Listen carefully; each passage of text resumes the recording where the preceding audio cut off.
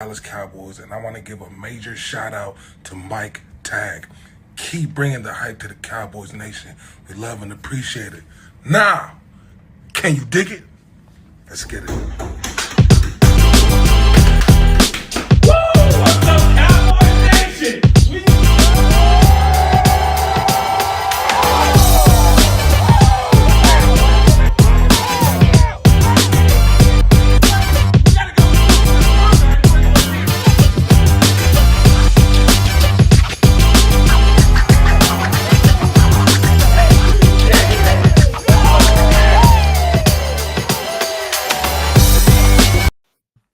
What is up? Welcome to a special edition of Cowboys Cave. Kelly, we got to be hyped about this day and the special guest we got about to join us, huh? Absolutely. We've been looking forward to this all week and letting Cowboys Nation know this was going to be a special one. So definitely excited to get into some things here with our guest, a coach that's career with the Cowboys spanned almost 2 decades. So I want to talk about some impressive stats and resume and just, I'm sure, full of a lot of good stories that Cowboys fans are going to love to hear. Oh, absolutely. I mean, this is going to be, spanning 18 years, seen it all through the 90s, the team of the 90s into the 2000s. So we shouldn't even waste any time, but make sure before we get rolling, you guys hit that like, subscribe, share. And if you've got questions, get them in the chat and we'll be happy to answer. But let's welcome Mr. Coach Campo to the cave. How you doing, Coach? I'm doing great, guys. Good to see you guys. I'm excited to be on. You know, I'm a Cowboy, so I'm ready to roll. That's what I want to hear. That's what we love to hear. Now, you're also from the U, and so that is even more endearing to my heart as you came over with Jimmy Johnson, but you were there for the national championship for Miami. I think you're 23-1 in a couple of years that you were there. Jimmy was 44-4, something like that. You guys didn't lose many games, and then you come to Dallas, and then that '89 season probably lost more games that season than probably either one of you did in all your coaching career in college combined. You know, that was an interesting year because, in all honesty, the great thing about it, you know, Jimmy was all about the staff. He was about the people that were around him and the loyalty and all those kind of things. And when Miami, you know, I don't remember exactly what our record was at the time, but when they played for the national championship that next year in '89, we had a party and our whole group, and you remember he brought 6 coaches, but he also brought 2 administrators and a public relations director and, you know, all those kind of people. We had a big party and you'd have thought we were still coaching there. I mean, we were cheering and hollering, and it was, you know, about the time I think we were about 0-12 or 1-12 or something, whatever it was. Well, I showed you, and I just show the fan. This is the game, the ticket stub. This is when the Cowboys got their first win in '89, and it wasn't Aikman, it was Steve Walsh. So just wanted to ask you the thought process of Jimmy Johnson taking Steve Walsh in a supplemental draft. It seemed like it might have caused a little rift between Aikman and you know, and the staff. And then you had the staff that came from Miami. So Walsh won the national title for you guys. Maybe there was some loyalty there. What was the dynamic do you know what the thought process was? Was it competition or was there a method behind it? Well, first of all, it did cause a little bit of a problem. You know, I think Troy was a little sensitive on it, you know, when it happened. But, you know, Jimmy was a forward thinker. And in his mind, first of all, when you go into a program like we did, we were very fortunate to have Michael Irvin there. Yeah. Michael was already there. So, you know, when you go into a program, you got to find the champions, the guys that can, you know, give your message to what's going on, even when things are going bad, especially when things are going bad. And his thought process with Steve Walsh was he knew exactly what he was getting with Steve, but he knew Steve was not going to be a long-term situation. But he was thinking ahead, just like he did with the Herschel Walker trade. Mm-hmm. I bring this guy in, I'm going to get something for him. And you know, that was the reasoning behind it.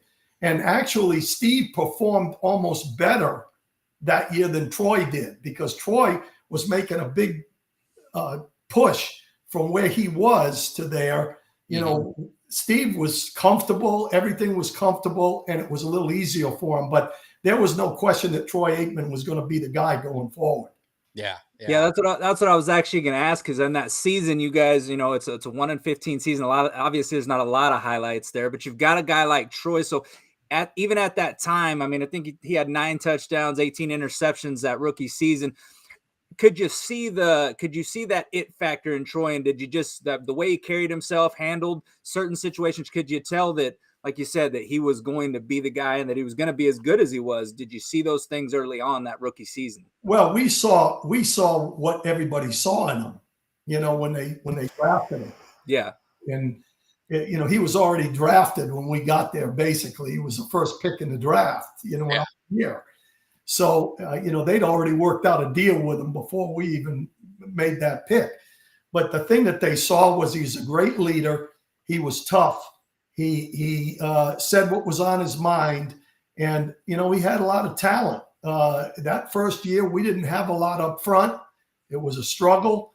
The thing when I knew for sure he was going to be the guy, we were playing Arizona, I believe, out at Arizona, and they blitzed him. And the guy came scot clean and hit him right under the chin. Today, it would have been a penalty.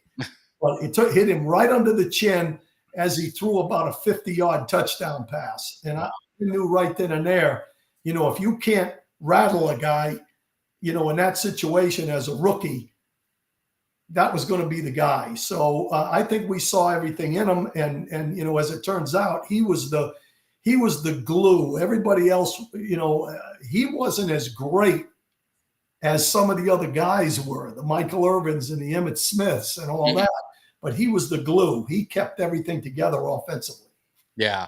And thinking about the coaching staff, because I was thinking about the Bounty Bowl, and you guys, I know, had some interaction. They had some tough things with other teams and coaching staffs. Being that, you know, all you got, I think most everyone was from the college that came over there, all the key guys. Did you guys, was there any backlash or anything from the coaches, like the fraternity of coaches, that these young, brash college guys are coming in all from Miami, fresh off a national championship, and, you know, we're gonna kind of, you know, show them the way it is in the NFL? Well, we were basically ostracized because, you know, in the old NFL, it's changed a little bit because there's a lot of college guys coming in now, and it's a little bit different. But back then, you know, it was an old boys league, and it's like musical chairs. You know, every year it spins around, and you better have a seat. And as soon as 6 coaches came in from college, there were 6 less seats for the guys that had been running around the league for a long time. So there was a lot of that kind of animosity. And of course, Buddy Ryan said there were no Cincinnati's, East Carolinas, or whatever he said. He was wrong. We were those teams in the league at that time. You're the punching bag for one. Yeah, exactly. But the great thing about it was what I said earlier. You know, we had a winning group of coaches, and we knew it was going to be a matter of time. We didn't know it was going to be as quick. Jimmy made that quicker with that Herschel Walker trade, but Plan B came in as well. So we had an opportunity to get some guys quick. Yeah. And that's kind of where we went. But we knew we were going to win. It was just a matter of time. Yeah. Yeah. So, I mean, from that 89 to 90 season, you guys turned from 1-15, you go to 7-9. You know, 89, you got a rookie Troy Aikman. 90, you've got a rookie Emmitt Smith. At what point did you start to look at this team and be like, yeah, we've got something special here? This is something, I mean, because you finished the season 7-9, but it was a, you know, you were seeing signs that this team was coming around. You had a quarterback that was the guy. Now you draft a running back that immediately just comes, you know, right out the gate. And I mean, I don't think there was probably a doubt on anybody's mind on that coaching staff. Emmitt Smith is a pretty damn good running back. Well, you know, Emmitt Smith, you know, our running back coach, Joe Brodsky. Joe, you know, when I went to Miami, I had recruited, this is an interesting story. When I went to Miami, I recruited a kid, the starting tailback for Florida. And we opened up with Florida. I lost him. I was at Syracuse, and I lost him. He went to Florida. Mm-hmm. So we're sitting around the table, and we talk about personnel going into the ball game that we were playing against. And the tailback came up, and I said, hey, look, I know that kid. I recruited him. He's a darn good football player, and he can make some things happen. Joe Brodsky goes, hold it. He says, the guy we don't want to see is Emmitt Smith. He was a freshman at that time. We don't want to see him. Joe was a high school coach for 20 years, and he knew the kid when he was 10 years old. And he said, that's the guy we don't want to see. He came in the fourth quarter. We blew him out. That was the Willis Pegues snapped 2 balls over the punter's head. We beat him like 36-4, with 2 safeties, right? Yeah. But Emmitt came in the fourth quarter, and you could see it. So when it got to the Cowboys, a lot of people thought Emmitt was too slow, too small. Joe Brodsky said, we want Emmitt Smith. And of course, that history goes from there. But, the 7-9 season was interesting because, we were 4-7. Okay, we're playing LA out there, the Rams. We're 4-7. Jimmy didn't even come out for warm up. He was so mad that we were 4-7, and we ended up getting those wins. And then Troy got hurt, and we had to go with Laufenberg, and we lost the last 2. But right then, we knew that it was kind of like the Jaguars this year. I hate to bring them up because I know it's a painful point. I'm down in Jacksonville, but it was the start of the season. We weren't very good. And then towards the end of the year, if Troy had been healthy, we probably would have made it. In fact, we almost made the playoffs. And I want to give a little love to Jimmy D. I'm with him on Mondays, a good friend. The funniest quote he still says to this day is, Saints get ready to play Chicago. And they said, what'd you say, Coach? I said, Saints get ready to play Chicago because we blew the game. I think it was against the Falcons or something. Yeah. And it clinched we were supposed to go in the playoffs, and we lost it from there. Yeah. No, it was, so that year I think guys started to get the feeling. But, it's when you're in that situation, and we had some rookies, second-year guys that were starting to come on, the Stepnowskis and the guys like that. You could see the thing was building, and it really came down to how well we were going to draft, and the Herschel Walker trade was the key, because that's that, and Jimmy knew from the beginning he wasn't going to keep those players. It was going to be draft picks, and that combined with Plan B gave us a chance to get going. Yeah, and I'll just add on the Herschel Walker trade, and you can plead the fifth. Was that Jimmy or Jerry? That's Jimmy. Okay. Yeah. I mean, they like to say it was we. Yeah. Jimmy had a hard time with we. I know. That's why I wanted to ask, because I think Jerry had a hard time with me too. I don't believe it. But Jimmy, people don't realize, he was a genius, literally. Yeah. His IQ was genius IQ. So the guy thought about everything, about what was going forward. And I didn't run, but the guys that were on the run with him when he announced that he was gonna trade Herschel Walker, Dave Wanstead, said, "Are you crazy? He's the only guy we got besides Urban." And Jimmy said, "Listen, he's not going to be around there when we get to where we want to be. So this is going to give us a chance to jumpstart it." And he's the one that put that kind of package together that allowed us to get draft picks off of players. And of course, Minnesota thought we would keep all those players because we were so bad. And they laughed at you guys. The media killed us. Yeah. and it's getting the picks, but I think what made your staff so great and your scouting and everything else, get everyone credit for that, is what you did with those picks. It's one thing to get all those picks, but you turned them into, the Woodsons and the, Emmitts and, the list goes on and on of these guys that you got.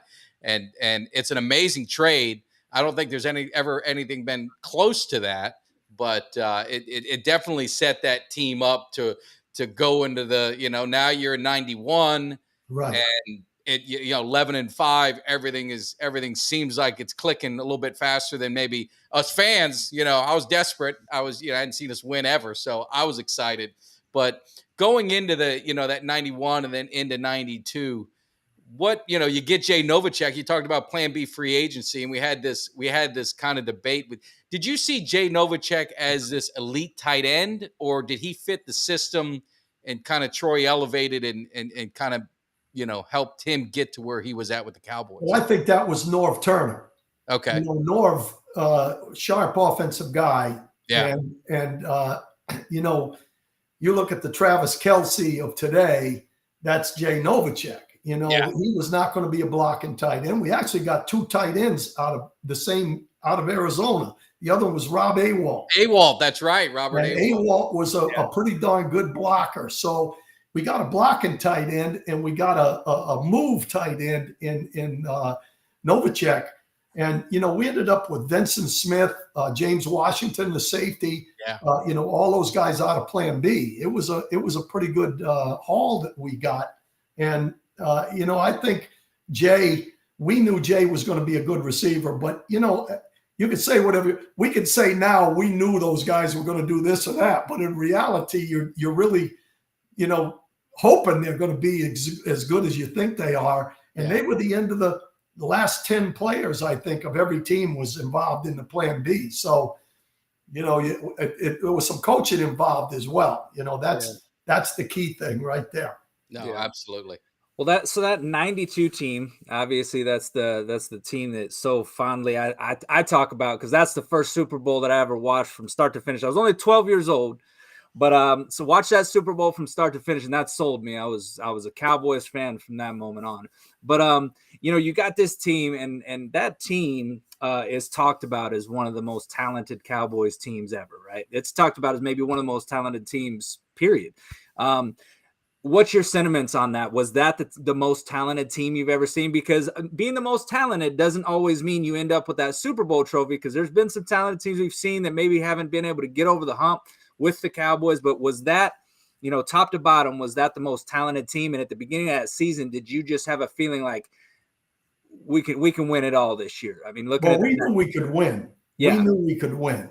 Mm-hmm. Now, we didn't know necessarily we were going to the Super Bowl, but we knew that we had put enough pieces in there that if we just played the way we're supposed to play, we would have a chance. And, the thing that separated that team in my mind, we had 8 defensive linemen that could play. Yeah. So, we had Jimmy Jones. He could only play 15 plays a game, but in those 15 plays, he'd have 2 fumble recoveries and a sack. Yeah. We had guys off the bench, the Leon Letts, the guys that were coming on. And so, we knew we were going to be good up front, and we had a solid offensive line. And, we added the other side of Irvin. Alvin Harper. Harper. Yeah. We added Harper. We knew he had a pretty good burst and could make some plays. The interesting thing is that we added more guys on defense between 91 and 92 than we did offense. It was really offensive. We just added Harper, and that was it. We felt like we could make some things happen offensively, and we were going to be a ground and pound team. So teams were going to have to deal with that in the fourth quarter, and that's how we got it started. Yeah, and Charles Haley. So that was one of the turning points. And do we give credit to Jimmy or Jerry on that, or is that mutual? You know what?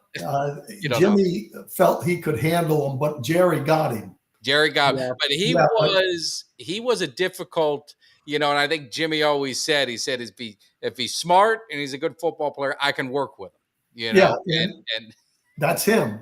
And he was a true, there were some guys on our team, and I'm not going to mention names. There were some guys on our coaching staff that wanted to run Haley out of there. Wow. Okay. Well, I wasn't one of them, because I said from the very beginning, I told our guys, whoever they are I'm talking about, we weren't worth a darn until he got there. Yeah. He was a difference maker. And I'll tell you a quick story on Haley. Sometimes you have to give thought a chance to kick in, and us little guys have got a little bit of little man's complex. So that was not one of my strengths early on. So we're sitting in the Haley. When I got the coordinator's job in 95. 95, yeah. There was no way I was changing anything. It was my first coordinator's job in the NFL. We had just come off of 2 Super Bowls and an NFC championship. I wasn't going to change anything. Okay. And Butch, as a defensive line coach, never wanted to flip the defensive ends because he didn't want to teach a different hand down. It's a different mentality, you know, looking at it from one side and the other. Mm-hmm. So they stayed right and left. Well, Haley wanted to flip. He wanted to go to the open side all the time because he was a pass rusher, right? Yeah. Well, I wouldn't change it. So we go through the season, about halfway through the season, he gets hurt because they were putting the tight ends over there and he was getting double teamed a little bit and he hurt his back. Now, that's not the reason he hurt his back, but to him, that was the reason he hurt his back. So anyway, he comes back at the end of the year and, you know, in the Super Bowl, I think he got 2 sacks, if I'm not mistaken, in 95. 95. He, you know, I mean, he was a difference maker. Well, in the offseason, Jerry walks in my office and he says, hey, you know, the NFL really wants some of these players to get more involved in coaching. And Charles wants to coach. So before that happens, I'm sitting in my office and Zimmer comes running in and he's holding a book. And he said, hey, you know, Charles had walked in and he had given me a big poster. Have you seen that poster where he's got 5 rings on? Yep. And he's sitting down. He had given it to me and it wrote on it, Coach, thanks a lot for everything. Charles Haley, he was retiring. So he leaves. In comes Zimmer. He's laughing like crazy. He says, hey, did you get a book from Charles Haley? And I said, no, I didn't get any book. He said, well, I got one. And look at this chapter right here. And he shows me the chapter. And basically Haley says, I got hurt because Campo didn't know basically his butt from a hole in the ground, right? Well, I'm burned up. I'm mad. So down the hall, I walk out. And who's walking down the hall right at me is Charles. So I said, hey, Charles, stay right there. I walked in, got the poster, walked out, and I ripped it up right in front of him. So I walked back into my office. I figured he's following me right back in there. Okay. He doesn't say a word. So Jerry comes in the office a few days later. He goes, hey, look, I know you've got a little bit of an issue with Charles, but the league wants to get the guys more coaching, you know, some players. Yeah. So he said, if you don't want him, we don't have him. And I said, look, have him come see me. So I had him come see me. And I said to him, I said, Charles, I said, we're starting a new situation here. We're starting from scratch. But if I even hear you, smell you say anything about any of the coaches on this staff or anything we're doing, I'm not going anywhere. You are. And he was great. He was one of the best guys we had. And of course, he ended up getting himself a job with the Detroit Lions as a full-time D-line coach. So listen, sometimes you have to give thought a chance. Right now, I wish I had that poster. I know. I have it up on my wall here. I know. And he was one, you know, just going back is, I think when Emmitt Smith held out and you guys started 0-2, I think he took a helmet through the wall or something like that. And it's like, enough's enough. I mean, Absolutely. he was a vocal leader on the team. And I think that you talk about those difference makers that get you to that Super Bowl and then get you to the, you know, the back-to-back. I mean, it was absolutely, you know, he was the guy. And sure loved watching him because he intimidated a lot of people. Well, you know, of course, they couldn't block him. I mean, you know, they could try to double team him. He'd split the double team. I mean, he was just he was such a great athlete. It's crazy. Yeah. You know, I know you've been a part of, I mean, countless games that are probably, you know, it's hard to rank them all. But when it comes to like players, a lot of times you hear about players playing injured and, you know, versus playing hurt. But you know, the 93 season, you guys had just won the Super Bowl. You know, guys can start to get complacent, but you got a guy like Emmitt Smith, 100, you know, a minute 58 left in that first half against the Giants playing in the Meadowlands. He's got 109 yards rushing, goes down with a shoulder injury, leaves the game. And, you know, people were thinking this guy's not coming back, but not only does he comes back, finishes with 168 yards on that last drive was just pretty much all Emmitt the whole way. I mean, what did you think about that game? Is that one of the most gutsiest performances that you've ever seen by a player? Just, I mean, the just refusal to, I mean, he's telling his own guys, hey, you're going to have to pick me up if I get hit and come down. But I mean, that was something I don't think that I've seen since then. What did you think about that? Just watching that performance. Greatest performance I've seen ever in my coaching career. And, I went 46 years, so I've seen a lot of them. But, he was coming off the field, hanging that arm and going right back out there and carrying the football. And, that performance, obviously, that's why we won games. I mean, it takes that kind of locker room and having a guy like that that's willing to put it all on the line. He was a winner, and that was an unbelievable performance, no doubt about it. And, that really propelled us, because if we lost that game, we wouldn't have had home field advantage. Yeah. And I don't know what's happened to home field advantage, but back in the day, home field advantage was big. And it meant everything. Yeah. And that was a huge performance, no question about it. But that was Emmitt, and the one thing about Emmitt is, he very seldom got hurt. Yeah. He was one of those guys that could kind of slide at the end and not really get hit, and that's why his career, he took care of his body and all that. But that was a tremendous performance. And I was even shocked that he was ready. Luckily, we had the week off. Yeah. That's what that game did for him and us. Yeah. And then, he came back and he was the same old Emmitt Smith.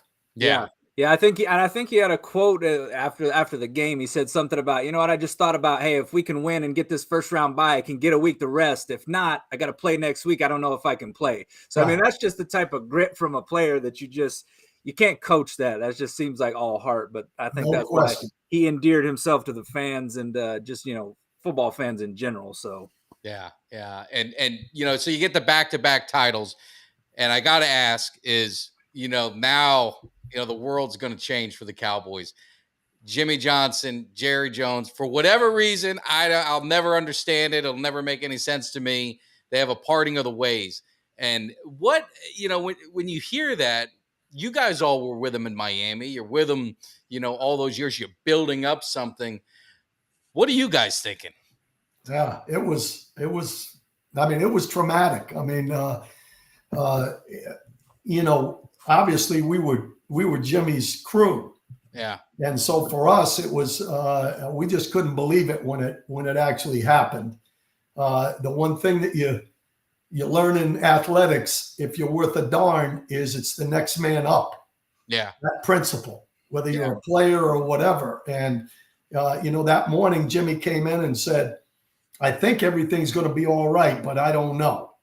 And he went over and things didn't work out. He came back over and he said, hey, guys, I think you guys are all right, but it's not going to work out. I'm leaving. He walked out, never saw him again. And Jerry called us all over that afternoon, and he walked into the staff room with Barry, and he said, here's your new football coach. And Barry, obviously had the reputation, yeah, he had it preceding him. He had some skins on the wall. And so, we looked at that. And the one thing he said was, he says, I'm not going to mess with something that's working. He said, but the one thing I'm going to ask you is be loyal to me. And that was it. And he walked out. We walked back.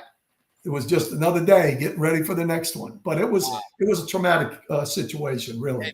And there was a question from one of the Cowboy fans. Did you guys see it coming? Did you guys see the buildup? Like, did you have a feeling that this was going to happen? There was going to be something that finally gave? Or were you guys just shocked? Like, I can't believe this just happened. I'll be honest with you. The only time I had any inclination of that, I had no inclination that it was going to happen. I'll say this, but I did see the one thing on the podium. If you remember at one of the Super Bowls, Jerry kind of yanked the Super Bowl trophy out of Jimmy's hands. Yeah. And, I'm not the smartest guy in the world, but I looked at that and I kind of said, that's two bulls going at each other, and I knew Jimmy. I knew Jimmy from a lot more than I knew Jerry, but I knew Jimmy that, he was an eye guy. He was, he wanted all the credit, and Jerry was the same kind of a guy. And it just, it's too bad it didn't work out, because I think we could have continued. No knock on Barry, because I think Barry did an excellent job. But, Jimmy was good at when things start to slide, because, you win a few ball games and then all of a sudden guys start leaving, and things start to slide a little bit. Jimmy was really good at that next man up and, making sure that the guys that came in were the same character that the guys we had in the program. So we might have been able to do more. I think we probably would have won the NFC Championship game that year had Jimmy stayed. Yeah. But, again, that's, it's next man up. But I did see a little bit of a rift, but I thought that they were pretty darn good friends, to be honest with you. They went back so far, but I mean, to your point, I think Jimmy, I don't know if you read his book. It actually was a really good book. I have. He talked about it, and other people had said that, there was a time where, Jerry put his neck out. He financed everything he had, all his money, to buy the Cowboys. Right. So those first few years, he was worried about getting his money back and making the money. And I think when that the Cowboys won the Super Bowl, now they're making money. They're, back to being what they were. He wanted to get a little bit more into the football. And I think Jimmy, I think that's my opinion. I don't know. What the hell do I know? But I think that's probably, where it started. But I think, to your point, Barry walked into a very difficult situation. He was on our show a couple months ago, and, we talked about it. And there was that quote of 500 guys can coach this Cowboys team. And I don't think 500 could, because he had to win you guys over. He had to win the players over. He was never going to not winning a Super Bowl. Everything else but winning a Super Bowl was a failure, because all the pressure was going to be on him no matter what he does. And so I do give him some credit. But I think maybe, I don't know your opinion, it seemed like the draft is where it might have, maybe Jimmy's impact was really felt, because it seemed like the draft kind of slid. Yeah, the problem there was, there's a number of different ways to run a program. Okay, some guys are like Bill Belichick. They're on you all the time. They're tunnel visioned, and they're that way. There's other guys that win just by understanding players and dealing with them. We got a guy down here in Jacksonville. Don't get mad at me for saying we, because I'm a little bit with the Jacksonville Jaguars too here. But in Doug Peterson, who makes everybody feel comfortable, but he's smart and he's disciplined in his own way. That was the difference. The guys that when we won big, they were guys that were ready to get their butt chewed out. Charles Haley was late coming off of the field, a game we were at Minnesota, playing Minnesota, and we were up, I'm going to say 52 to 3 or something. And Jimmy calls up. I was in the press box, and Jimmy calls up and says, put the second guys in. We put the second guys in, and they scored 2 touchdowns. So the final score was 56 to whatever, right? We come in the locker room, and, the guys hang around on the field talking to their buddies and everything. And Jimmy had started into his halftime speech, and Haley comes walking in the middle of it, and he worked him over in front of everybody. That's the best player on the ball club. Well, Barry wasn't that kind of a leader. Barry was more of a, you guys are professionals. Here's how we're going to do it. Do your thing. And we coached, and that was it. And some of the guys like Aikman and some of the guys that were really the Moose, Johnston and those guys, they were tunneled guys and expected that hard discipline. And it wasn't quite there with Barry. Yeah. Yeah. Well, shifting gears a little bit, I want to talk about there's been, for whatever reason, there's been a shift in the way that people look at, quarterbacks. I know what it is. The league is more of a passing league now, which has led to a lot more inflated stats in terms of passing. But what it's done is it's created this rift, I feel, between old school Cowboys fans and Cowboys fans of now, where people talk about, if you put Dak Prescott or if you put Tony Romo behind those 90s teams, they would have won as many Super Bowls. Aikman only won them because of the talent surrounding him, which I get it. It's a team game, but quarterback, has always just been one of those things of what do you do when you get to the postseason. Now, between Romo and Dak, for whatever reason, they're combined for a total of 4 playoff wins. I just don't buy the whole you could just put Romo back there, you could put Dak back there, just because I saw Troy Aikman play. The leadership, just the intangibles he had, the way he carried himself, the way that team, you hear quotes from players that played with him that said when he stepped in the huddle, you could hear a pin drop. Right. It's things like that I feel that you can't just diminish what he did with those 90s teams, because I get they were talented, but what's your take on this? How would Troy Aikman translate maybe to the new passing league? Because I feel like he'd be just as good now as he was then. I feel like he'd be a star in any area. But what do you say to those who say, hey, you could put Romo back there, Dak back there, they'd win? It doesn't really matter. They'd win a Super Bowl. They were too talented. Well, I disagree with that, just like you do. There's some guys have the charisma that it takes to do that, the leadership qualities and all that. I think where Troy would have had a little problem coming this way today is that wasn't his game. His game wasn't to throw 40 times, 50 times in a game. That just wasn't him.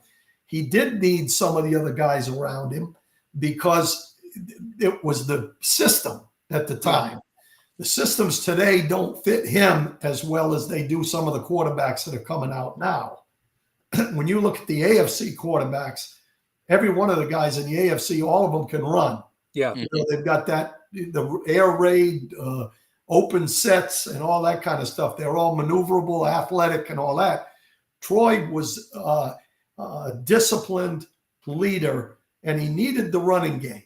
And the running game has kind of gone out of football now. Now, the leadership qualities, I'm not sure Romo had it. I don't know. I was there. I didn't see it the same way as I did Troy.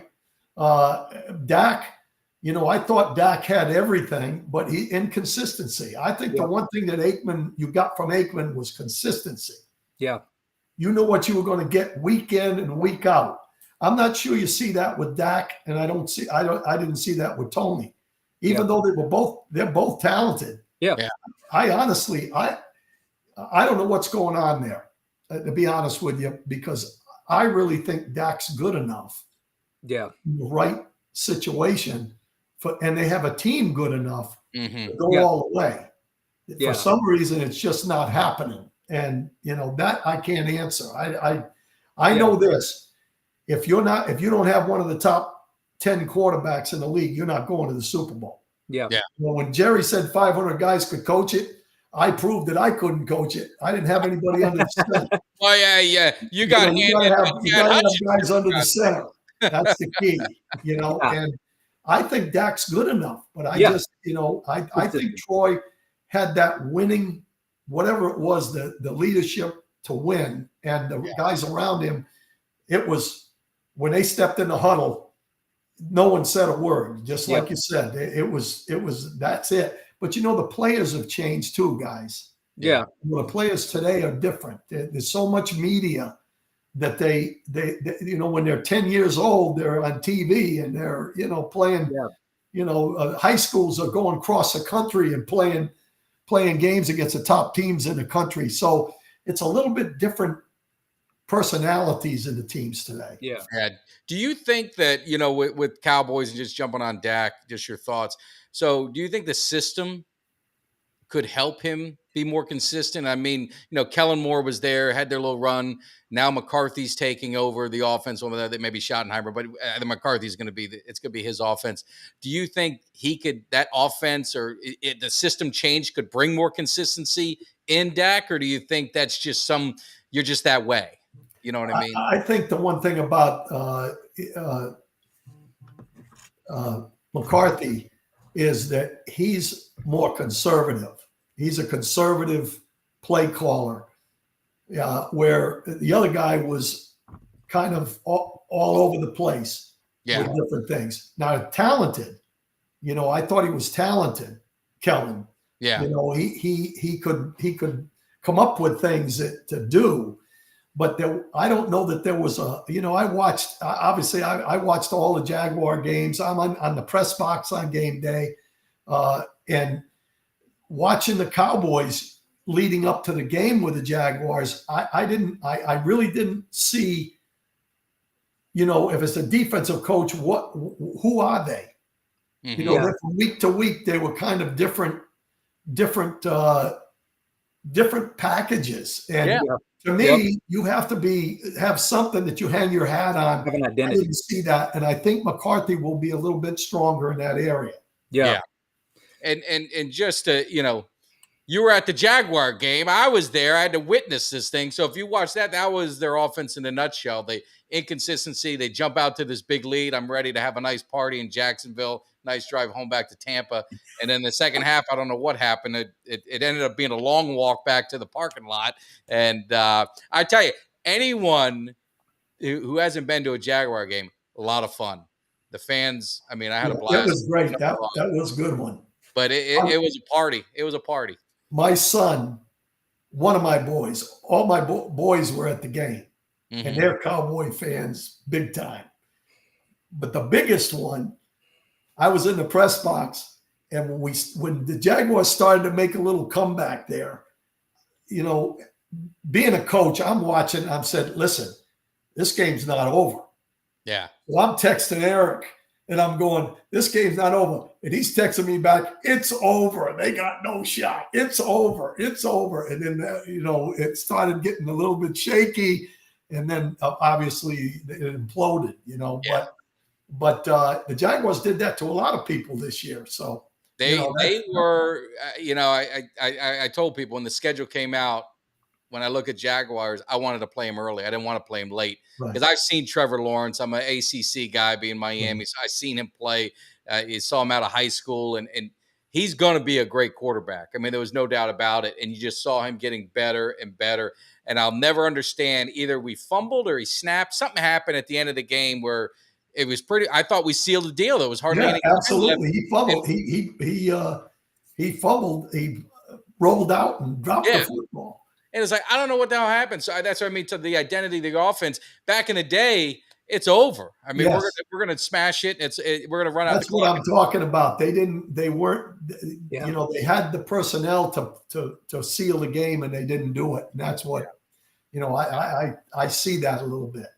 Yeah, and so going to your coaching career with the Cowboys, I'll give you some defense. I mean, you may not want to accept it or not, but you weren't handed a very great roster, and you weren't handed obviously at Aikman, but it was tough. And I think, Kelly, you had pointed out some of the bad luck on that first season. Well, yeah, I looked at the first season, and I'm thinking, Coach, you're probably walking in here thinking, well, hey, look, I've got Aikman. It's a building block. And then he gets a concussion first game. Galloway goes down with an ACL injury that first game. And then at the end of the season, Aikman retires. And now you're in a position where, hey, I'm looking for a quarterback. You're probably looking around thinking, I'm not in Kansas anymore. This looks a whole lot different than this, than the team that was having its heyday in the 90s. So what was your biggest challenges with that? What did you, obviously there's a difference in talent, like Mike said, but you're stepping into this head coach spot. It's the Dallas Cowboys. The spotlight is directly on you.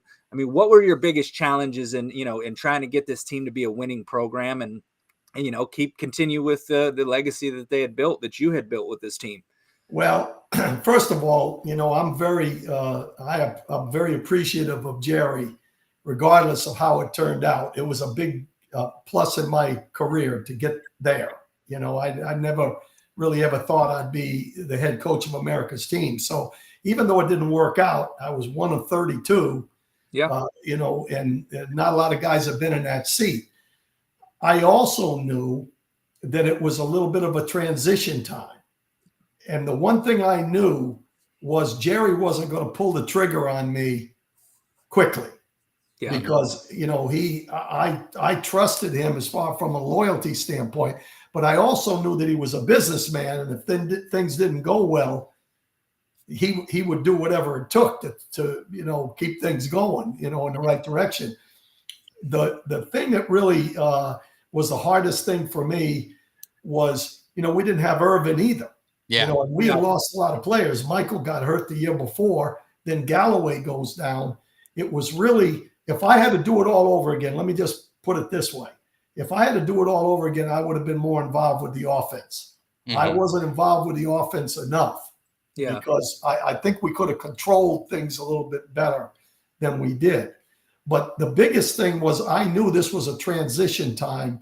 And a perfect example was Quincy. You know, there's no way that he should have been starting that first year. Yeah. And Jerry made that decision. And Jerry will tell you today that, you know, he never got me a quarterback. Yeah. And, Yeah. But Quincy had some positive things about him. Yep. You know, Parcells the next year, you know, actually got the most out of him. Now, he had some issues that, you know, obviously that were off the field. But, you know, that when you don't have that guy under the center, you can't count on anything. That guy is so important just from what we've talked about already, the leadership qualities, the guy that can make a play when it counts. And, you know, I didn't have that. I thought we still played good defense. Well, I was going to say your defenses were Yeah, I mean, they they were were good defenses, put in Yeah. bad positions. Right. And I think that was the other. But I will say, I saw it with my own eyes, the trouble that you had in getting a quarterback. I flew to Atlanta to watch the Cowboys play with my then girlfriend, and I'm on a date. I'm taking her to the Cowboys, all excited, and the starting quarterback was Ryan Leaf. Right. And so I knew, you know, you didn't have a lot. I'll never forget this one. I forget the game, but there's like 30 seconds left in the half. I don't even remember the score, but I said, I'm on the phone, and I said, okay, let's just take it into halftime. And the offensive coordinator calls a pass play, and Leaf throws it out in the flat. The guy intercepted the ball and ran it in for a touchdown. That one, you know, just broke our back. So, you know, that was one that you kind of say, well, you know, you need that guy under the center for sure. Yeah. Yeah. And it might have been the Atlanta game, but that was a game. I think it was Vic's, maybe his rookie year. Because I don't think Vic even played that well. It was one of those. Yeah, I think that might have been it, to be honest with you. Yeah. I'm a little old, guys. Something. Yeah, I don't remember it either. I just remember going, and I remember just, you know, Ryan Leaf's our quarterback. And as a Cowboys fan, I still had hope. I thought we were going to win. I thought we had a shot. But one of the things, we got another question. There was been a few that we'll ask, but one of our favorite, I'm sure it has to be one of Kelly's favorite coaches, Coach Avezzano. Yes. He was one of my favorites to, you know, just how animated and how passionate he was with special teams. Was he what you saw on TV, was that him? Yeah. You know, Joe is one of my really close friends. You know, I started out as getting into Division I football. I was a volunteer coach actually at the University of Pittsburgh when Joe was there with Johnny Majors. And when Joe went to Oregon State, I was at Boise, and he hired me at Oregon State. So I had been with him a couple of times, and then he ends up with us with the Cowboys. Joe was an entertainer. Joe loved the limelight. In fact, today, if I walk around in the Dallas area or Austin or anywhere in Texas, people recognize me still today. You know, that's how big the Cowboys are. Yep. But a lot of times I'll be going along, and a guy goes, wait a minute, I know you, Joe Avezzano, right? Because Joe, every time the camera flashed over to me, Joe was right there. Like the limelight. And Joe was an excellent football coach.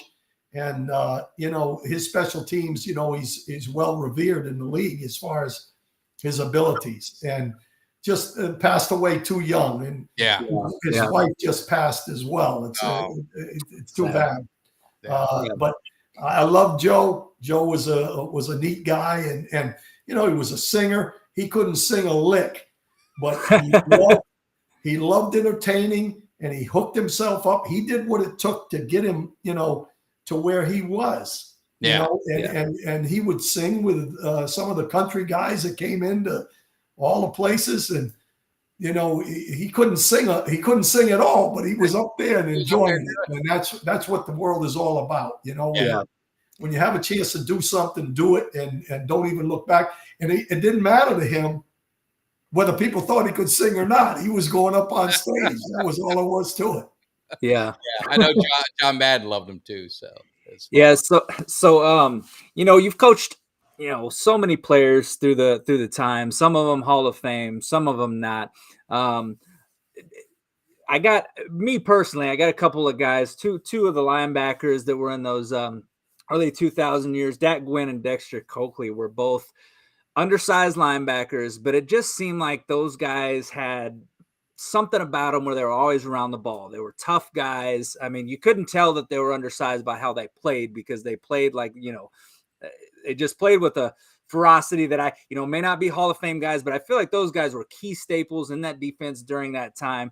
What was it like coaching those guys? I mean, and also kind of a two-part question, along with that, who would have been your favorite person? I mean, I know that if there's anybody watching here, we don't play favorites, but did you have a favorite player that it was just a pure pleasure and joy to coach? Well, first of all, the linebacker that we had, that was Jimmy's scheme. Jimmy, when we got there, Coach Landry had, Coach was very loyal, Coach Landry, to his players, and they'd gotten a little old long in the tooth, and there was no speed. And, the league at that time was a power league, and especially the NFC East. Yeah. And Jimmy was all about speed. Those are the guys we took. When we went to look for somebody, if they couldn't run, he didn't even want to look at them. And to be honest with you, he didn't look at a lot of players. He trusted us, to whether a guy could fit the scheme or whatever. And the 4-3 defense at that time that we ran, we had pretty good guys up front. And so those linebackers, all of them could run. You could add Darren Smith to that. Oh, I love Darren Smith. They all could run. Vincent Smith.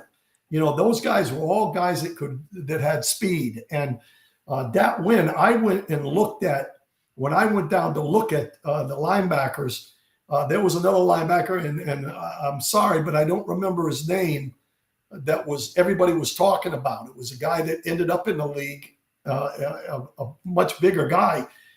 I'm watching that win, and I'm saying that's the guy we want, because, he's all over the field. And he was one of those guys that, somebody could come out to block him, and because of his instincts, he'd go underneath the guy and go make the play. The guy would overrun it.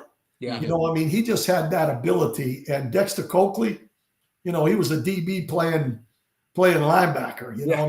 He just fast and tough. And so, we had a pretty good front seven right there. Now, as far as my favorite player, I have to say Darren Woodson. Darren is the guy that I had a charity foundation in Connecticut for like 10 years, and we grandfathered a bunch of scholarships to kids and stuff. And Darren was actually my host. He and I did it together. Mm-hmm. And so I spent a lot of time with Darren on and off the field. Yeah. And I'm the guy that scouted him. I went out to Arizona. I was going out to see Philippi Sparks. Oh, yeah. Philippi was playing at Arizona State, and he was going to be a top 3 or 4 round guy. And so I went out to see him, and we had 5 or 6 guys on the list, and Woodson was one of them. He was a weak side outside linebacker. And when you go to those workouts, they're usually in the afternoon, and they set up a room for the scouts and any coaches that come in, and they just run tape in the morning. So I got there early. I'm sitting there watching game tape of everybody. And a couple of scouts up in front of me from different teams. One guy says, geez, I don't know about that Woodson guy. He runs all over the place, but he's not hitting anybody. And that was because he was a weak side linebacker. Everybody was running strong side because the team was good, and guys were making plays. He'd get over there, but he didn't have to make any plays, right? So we go out to the field, and it's a 40-yard dash. And Jimmy had told us, that was the year Jimmy had said, with the NFC East, we need a strong safety. We need a big, strong safety that can run and hit. So I'm standing at the 40-yard dash line, and he blows out a 4.35 40 at 6'1.5", 6'2", about 220. I looked at that and I said, okay, we're working him out as a DB. And I worked him out as a DB. Athletically, he had it all. So I go back, footwork-wise, everything. So I go back and I tell Jimmy, this guy we might hit with this guy. This guy could be I don't know. I know one thing for sure. He'll start on every special team, and he'll start at nickel for us because the kid's big and fast. And that's a position he basically played. It was a weak side outside linebacker.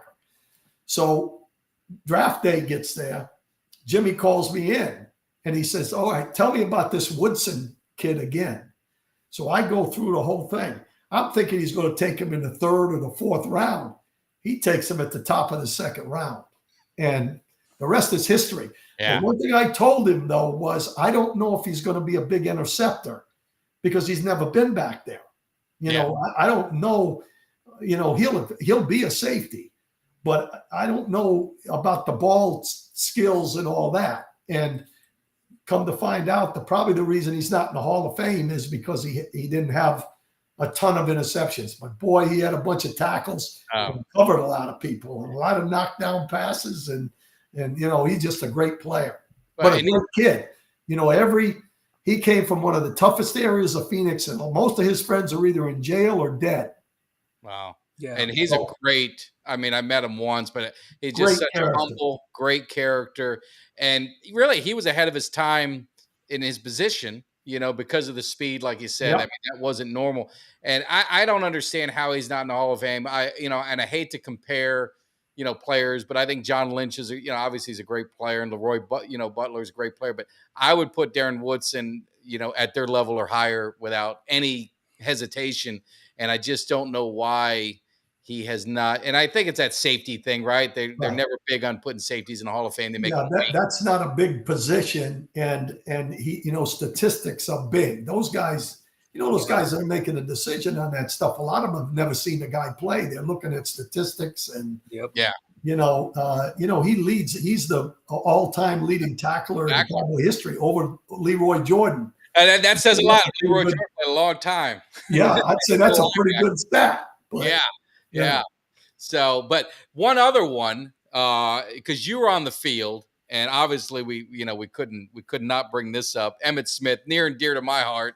I mean, I got shrines for him. My favorite player. It was Tony Dorsett, and then it was Emmitt Smith. But being on that field when he breaks that record, I mean, it had to have been just probably one of the most special moments, your coaching career, and probably a record that'll never be broken, to the point that you talked about. The game has changed, and the running backs, they don't seem to have the shelf life that an Emmitt Smith. I think it's still amazing. He was getting 1,000 yards. He was 30-something years old, and he was still productive. But what was that day like? I mean, and also it's just, I get chills thinking about it, just the divine intervention and all that. It's at home, because you don't know when it's going to happen, but it ends up being at home in front of the fans, and, just kind of maybe take us through that moment. Well, that was great. I mean, the two signature moments for me personally was that I represented the Cowboys at Coach Landry's memorial. Mm-hmm. That was a big thing to me because of, he's a legend. Yeah. That, day was, one of the big thrills, obviously, because he, such a great young man. I don't know if you remember this, but Emmitt, he and I had a special relationships from the standpoint that I think he understood after a couple of sessions with me what I was dealing with.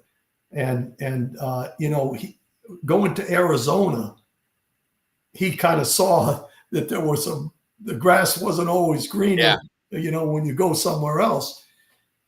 Emmitt, that day was important because you're maybe never going to see that again, like you said.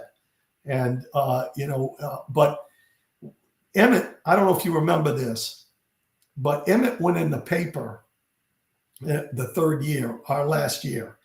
He went in the paper and said, "I didn't sign up for this rebuild." Mm-hmm. I don't know if you remember that. No, I don't remember that. It was an article. Yeah. So I called him in the office, and he came in and he was dressed up in a suit. This is on a Tuesday on a day off. He's got his playbook with him. He thought I was going to cut it. Oh my God. So he comes in and we had a discussion, and I told him, I said, "Emmitt, I said, let me tell you something. You have one of the greatest reputations of any football player that ever played the game.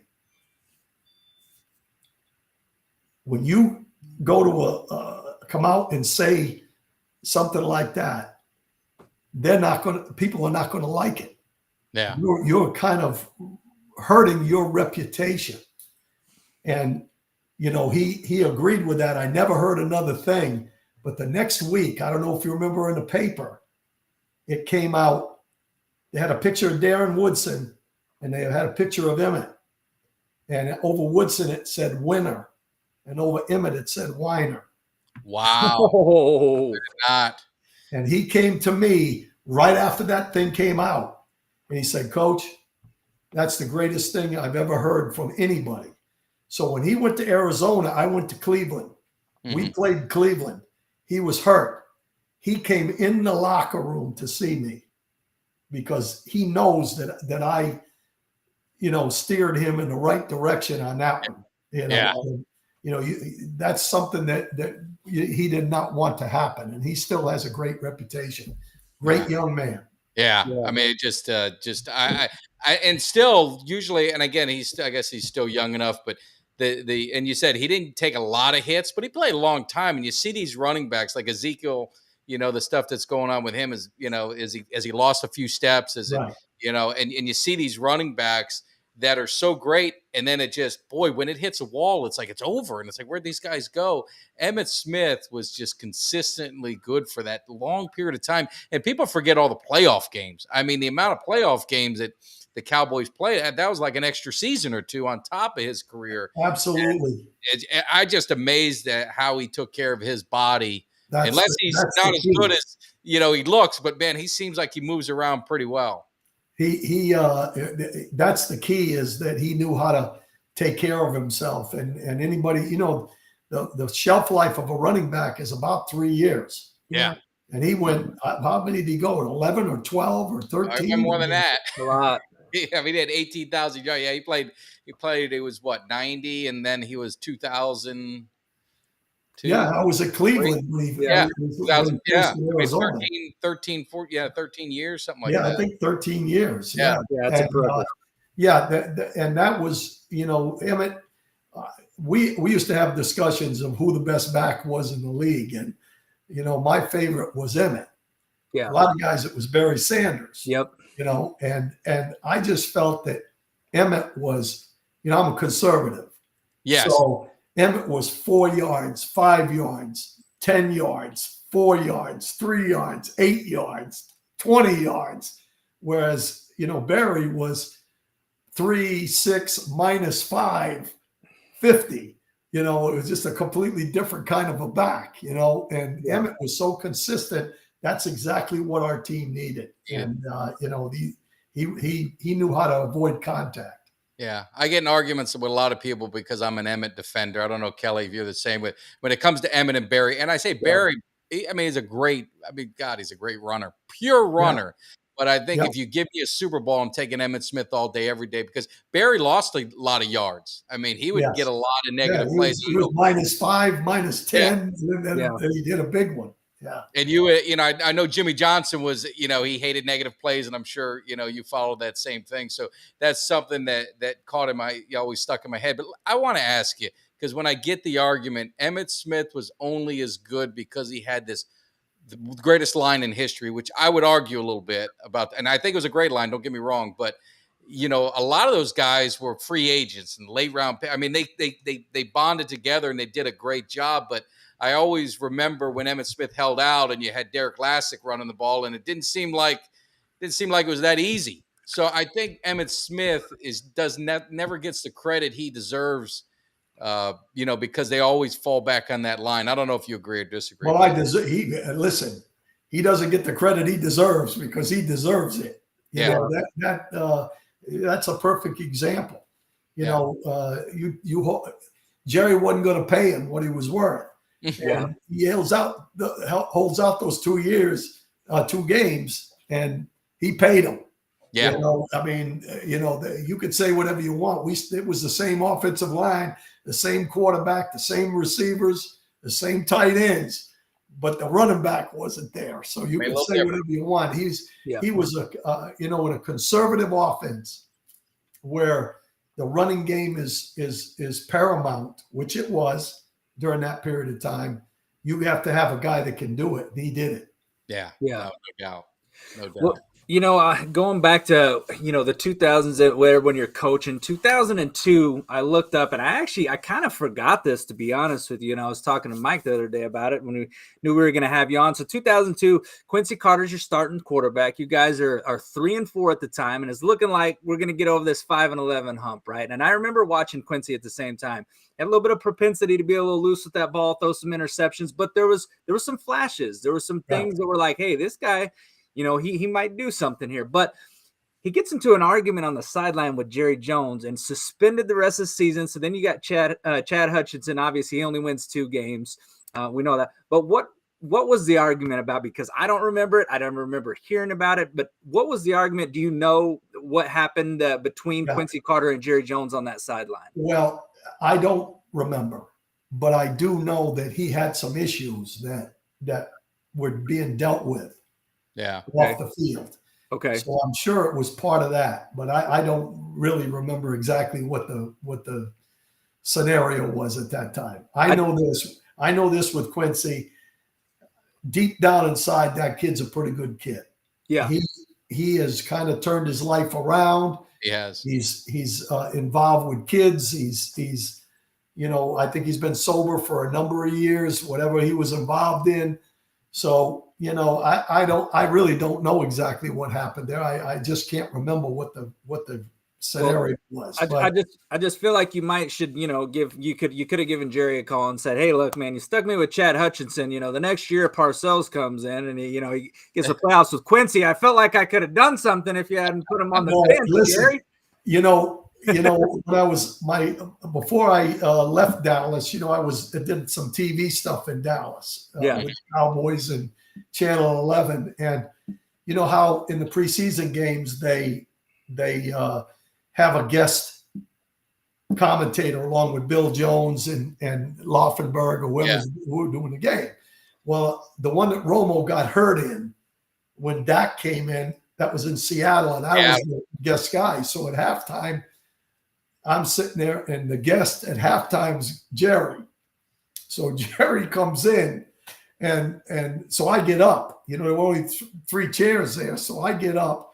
Jerry sits down, and they're going through their deal, and at the end, he's getting ready to leave, and he stands up, and he says, "Campo," and he grabs me, and he pulls me up there, and he said, "Guys, this is one of the best football coaches I've ever been around.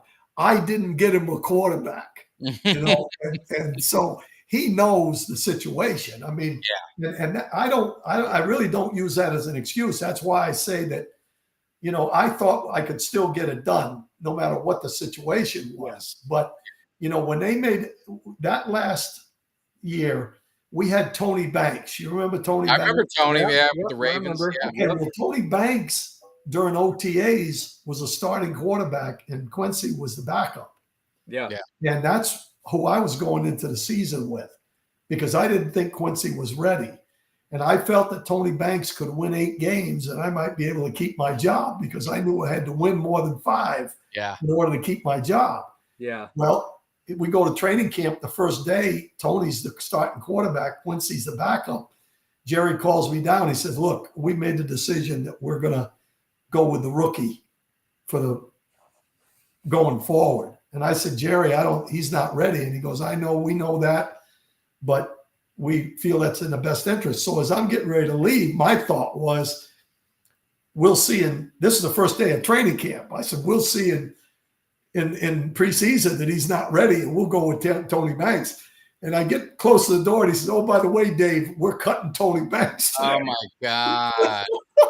It's funny that you say that, though. It's a pretty interesting thing because for a long time, there's been this thing, where Cowboys fans have always said, is Jerry a guy that kind of can meddle sometimes? And the head coach, I mean, obviously you're wanting to go with Tony Banks. He's wanting to go with Quincy Carter. So that's kind of been a thing amongst Cowboys fans a long time. They say, hey, look, the reason we haven't won a Super Bowl in 27 years is because Jerry is a little bit too self-involved. Now, I know you guys got a good relationship, so I don't want you to, say anything bad about him or incriminate you on video, but do you think that he is still that involved, or do you think he's kind of taking a little bit more of a back seat and he's willing to let his coaches do the talent evaluation and let them kind of make these decisions? Or what's your perspective from what's going on now with Jerry and the coaching staff? Well, first of all, back then he never really meddled with any of the coaching. In other words, as far as what we were doing on the field, that was the coach's domain, but he was very active in the personnel, yeah, like a lot of general managers. And the one thing that he has grown a ton, in my opinion, as far as Will McClay. Yeah, he has supreme confidence in Will McClay, and Will McClay has done a wonderful job of bringing talent to that team. That's why I'm still a little confused as to why they haven't. Obviously they've had good seasons, but they just can't get over the hump. Push it across in the playoffs. So I never felt that Jerry meddled, other than the fact that obviously we took Quincy Carter higher than anybody probably would have taken Quincy Carter. I didn't have final say, but that's the same in a lot of clubs. Yeah. Okay. Yeah. So I guess what I'm trying to say is I think he gets a bad rap on some of that kind of stuff. Now, in that particular case, he made that decision. That was the decision. Yeah. It was my responsibility to make sure that Quincy Carter had a good year. That's what my job was. Yeah. And so, from that standpoint, I think he listens a lot more. He listens to Stephen more. I think Stephen is very active in what's going on, and I think the organization right now is where it needs to be.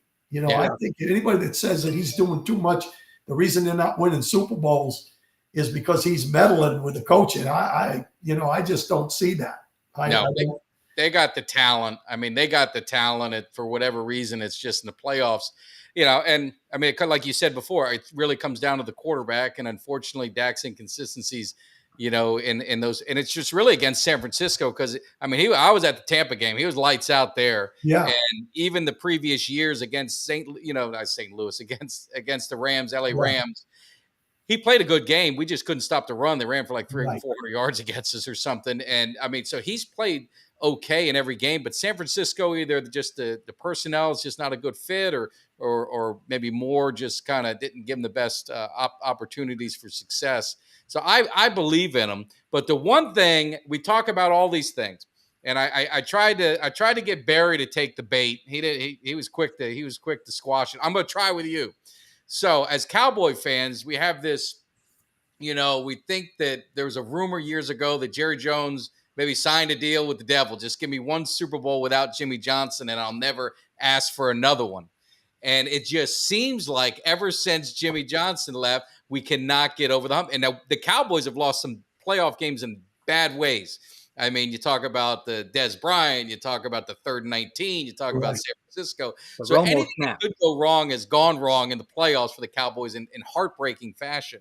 So a lot of people in Cowboys Nation are like, the problem is Jerry won't put Jimmy Johnson in the Ring of Honor. If he would just put him in the Ring of Honor, this curse would go away, and maybe the worlds will be right again, and we could.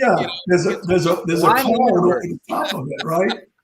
So, one, do you any thoughts of that wildness? But two, do you think Jimmy Johnson deserves to be in the Ring of Honor for what he did with the Dallas Cowboys, and why is it not happening? Is it just I can't get it?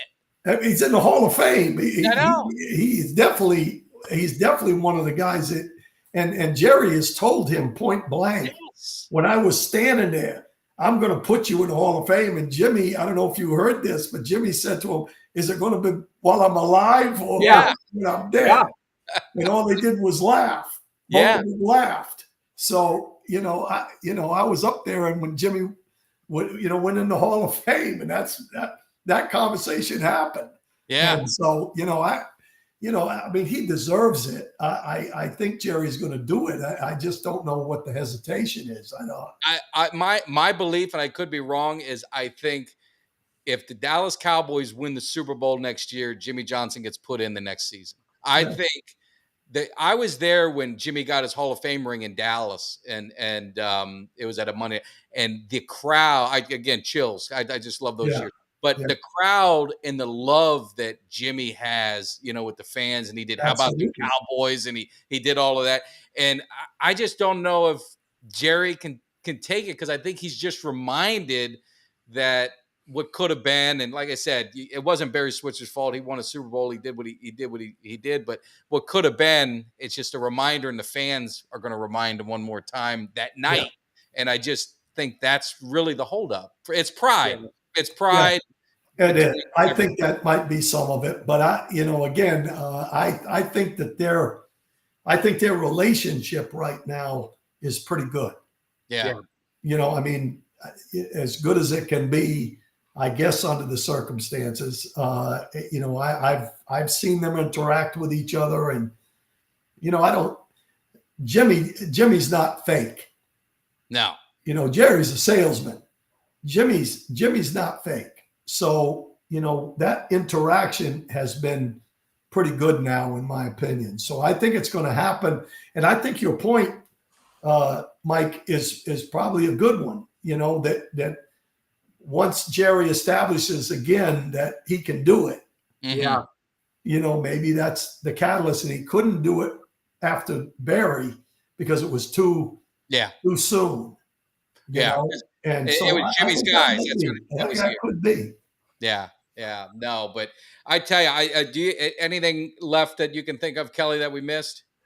No, I just, just to piggyback off that, as a Cowboys fan, it's just, for me, it's just mind-boggling that Jimmy's not in the Ring of Honor. I mean, if you're in the Hall of Fame, you should be in the Ring of Honor. I mean, and he was responsible for 2 of the Super Bowls. You could say even that he contributed even to the 3rd because of, what he did through talent acquisition, draft, and all that stuff. So, I mean, he's responsible for at least 50% of the Super Bowls that you have, if not putting it up to closer to, to the 60% mark or whatever. But he's got to get in the Ring of Honor, man. And we all of the fans want it. They love him. And I think it's, it's time to have it done. I think it's overdue, in my opinion.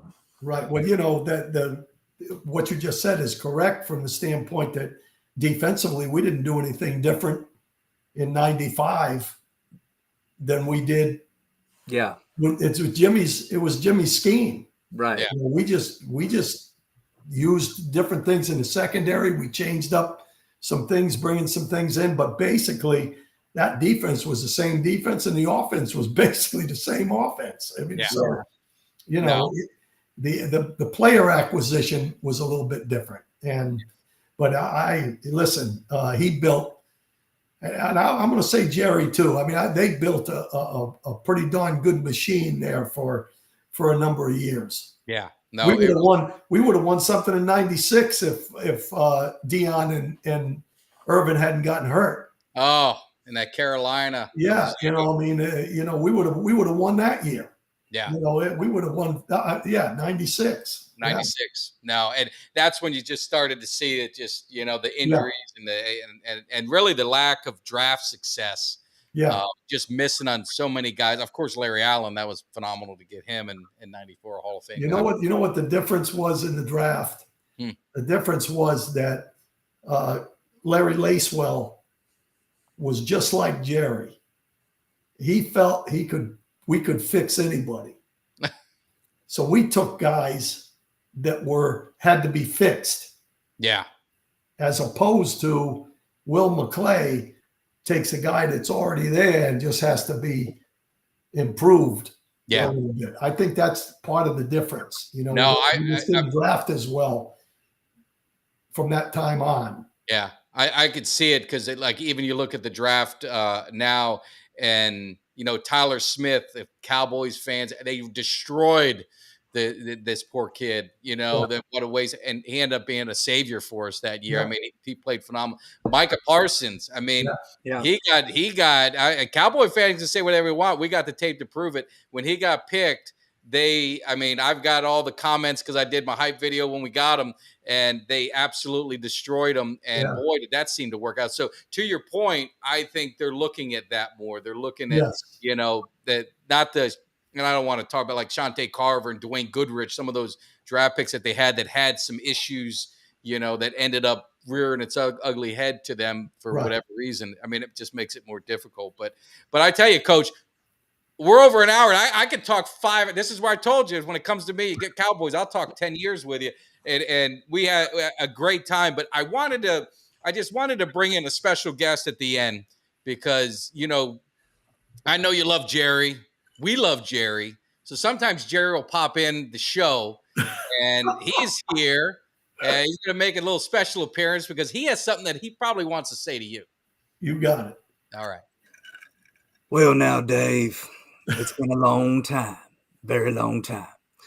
Well, let me just tell you here now, not to be trite, but you are one of my favorite all-time coaches that I have had the pleasure of associating myself with.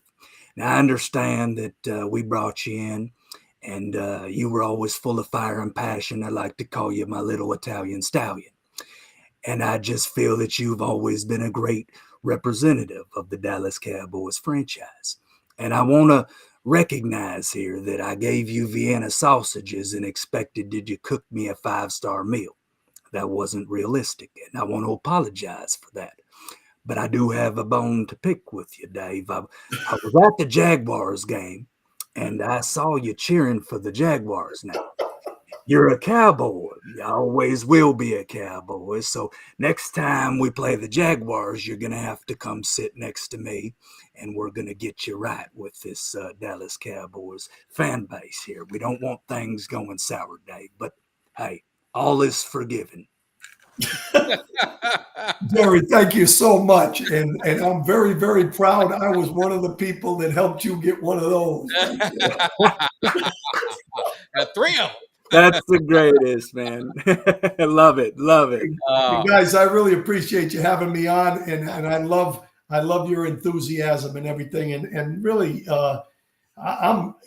believe me, when they weren't playing the Jags, I'm Cowboys all the way. I wanted them to win a Super Bowl. Well, hey, let me just say that, when I was, like I said, I was very young in the in the 90s. So I really consider myself more of just getting super passionate into it in the 2000s.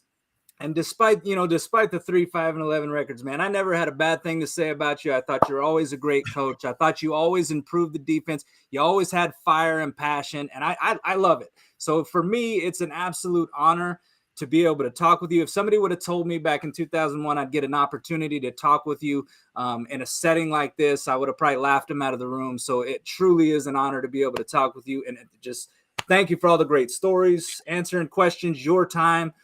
Truly is appreciated. Well, I appreciate you guys. Thank you. I appreciate that.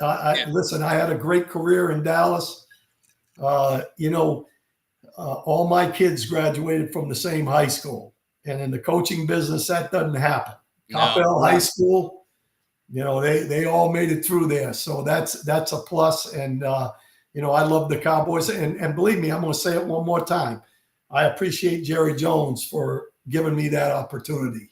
Yeah, no, and all the things, he is a great owner, and he's got a big heart. I mean, he's done a lot for players and coaches. So, we give him a hard time sometimes, but I love the Cowboys. So, through thick, thin, up or downs, but hang tight. We're just going to end the show, but we want to thank you off the air. So hang tight for 1 second and we're going to, we'll finish up, but I do appreciate you coming to the cave. We're gonna have to do it again, maybe during the season. Cause it was such a great time to add still notes to pick anytime. Right. I'll look at the Cowboys some, obviously, and I'll be glad to visit with you guys. Yeah, no, I appreciate it. Hang tight 1 second.